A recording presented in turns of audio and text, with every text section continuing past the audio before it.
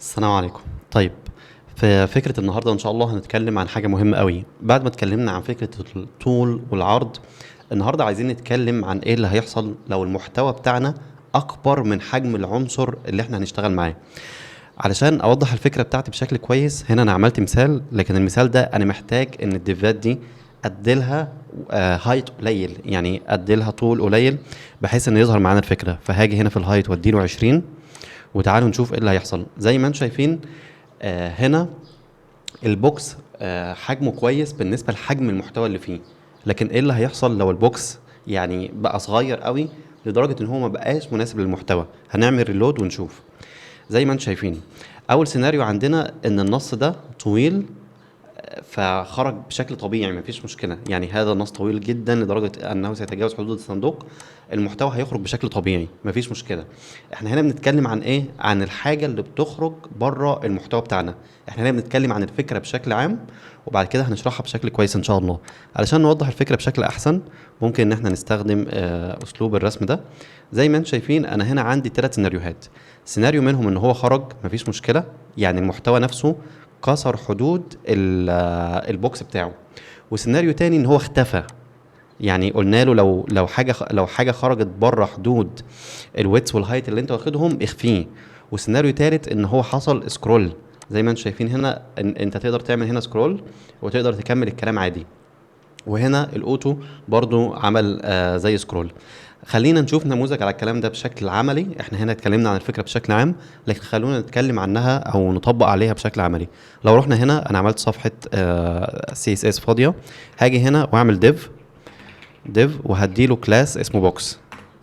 الاختصار ده ديف دوت، بيخليك تعمل اليمنت على طول بكلاس معين، بكلاس او كده بيخليك تعمل شباك اي دي، بيخليك تعمل اليمنت باي دي. هاجي جوه البوكس ده وهديله مثلا وليكن محتوى خلينا نقول لوريم. لو كتبت لوريم كده هو بيكتب لي هنا محتوى كتير. وخلينا نروح في السي اس اس نقول له ستايل البوكس ده، خلي الهايت بتاعه، خلينا نديله باك جراوند الاول، باك جراوند جرين، بادنج 20 بكسل، ويتس خلينا نقول 10%، ونديله شوية مارجن علشان ما يكونش لازق في الشاشة. مارجن 20 بكسل، وخلونا نشوف لحد دلوقتي الدنيا عاملة ايه. ريلود. زي ما انتم شايفين هخلي بس اللون ابيض علشان يبان معانا الفكرة بشكل كويس. هقول له هنا color شباك 3 اف. طيب ايه اللي انا عايز اعمله؟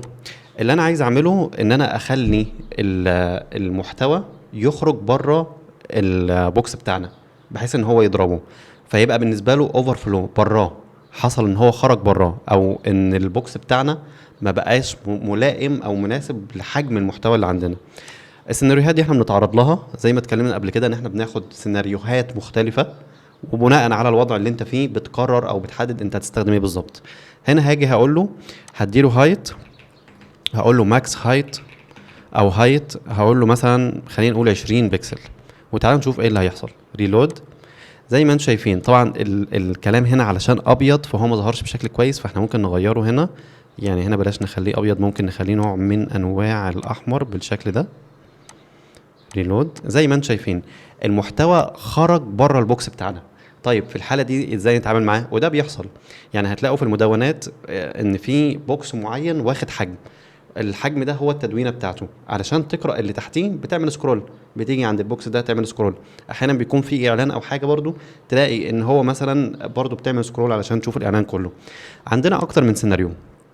احنا بنستخدم هنا بروبرتي اسمها اوفر فلو بالشكل ده.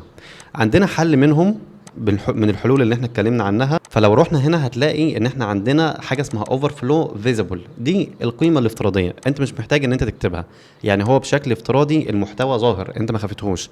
لو رحنا هنا عند الاوفر فلو ادينا لها قيمه او فاليو اسمها فيزيبل، ريلود، هتلاقي ان مفيش اي حاجه اتغيرت. لكن ايه اللي انت ممكن تعمله؟ انت ممكن تخفيها، تقول له بدل فيزيبل تقول له هيدن بالشكل ده. ريلود. زي ما انتم شايفين اختفت تماما، يعني ما بقتش موجوده، ما بقاش حتى تعرف تعمل سكرول، ما بقتش تعرف تعمل اي حاجه. وفي سيناريو تاني ان انت تخليه يعمل سكرول زي ما احنا شفنا بالشكل ده، سكرول ريلود. هنا المحتوى زي ما هو، يعني البوكس خد الحجم بتاعه مفيش مشكله، لكن هتعرف تعمل سكرول، تعمل سكرول بحيث ان انت تظهر المحتوى زي ما انتم شايفين. هو يمكن صغير شويه، خلونا نكبر هنا ده، نخليه مثلا 40. وهتلاقوا ان احنا هنا بنقدر نسحب سكرول كده بحيث ان احنا نكمل بقيه الكلام. وفي حاجه تاني او فاليو تانية اسمها اوتو بالشكل ده، ريلود. الاوتو كمان هي كمان بتخليني اعمل سكرول، لكن بتخليني اعمل سكرول لو شفتوا السكرول اللي انا عملته هنا، علشان بس تعرفوا الفرق ما بين السكرول والاوتو. السكرول اللي انا عملته هنا هو عامل لي سكرول على الاكس، الهايت والويتس، لكن انا في الحقيقه محتاج سكرول على الهايت بس. انا عندي مشكله في الهايت بس، ما عنديش مشكله في الويتس. مساحه الويتس كويسه، هو ما خرجش بره الويتس بتاعي. لو خرج بره الويتس بتاعي ساعتها انا هحتاج سكرول بشكل افقي وبشكل عرضي، لكن هنا هو ما خرجش. فاوتو بتحدد بس هو المفروض هيعمل سكرول في انهي اتجاه. ريلود زي ما انتم شايفين هو عامل سكرول بس على الهايت. نراجع اللي احنا اتكلمنا فيه بشكل سريع.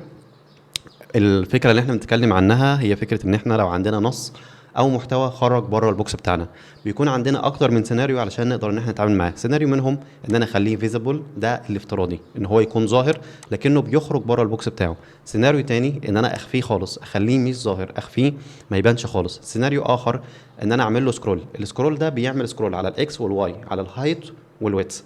وعندي اوفر فلو ان انا اخليه اوتو، ده بيعمل لي سكرول بس على الحاجه اللي انا محتاجها اللي هي الهايت او الويتس.